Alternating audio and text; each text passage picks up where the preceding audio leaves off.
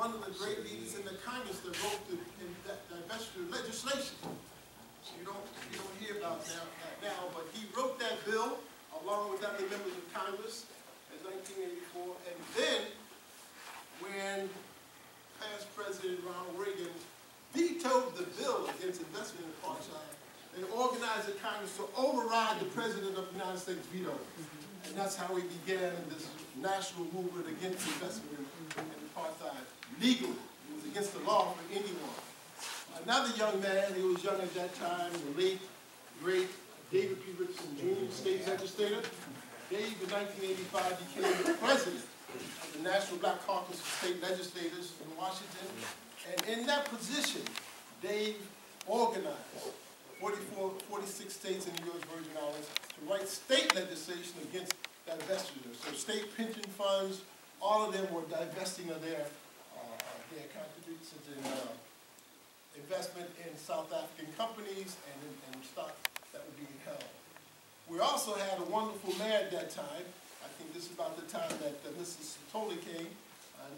We had the great mayor, the first black mayor of the city of Philadelphia, the Honorable W. Wilson Goode.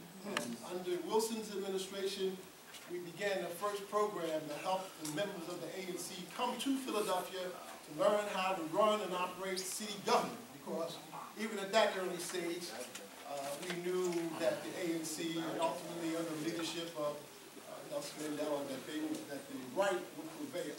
And so programs, we had people coming from the ANC to work in our water department, our revenue department, and we're learning how to get the experience operating systems of government and governance.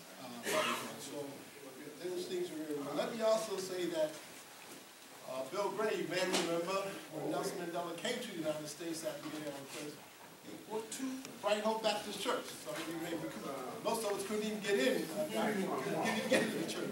But he went there, he was able to speak there, and he also received, some of you may remember, he received the Liberty Medal here one summer in July.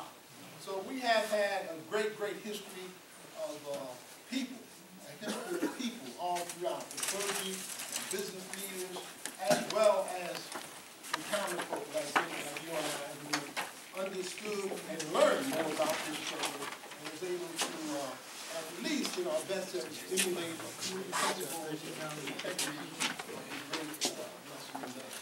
Then Congressman Lucian Blackwell went to Congress.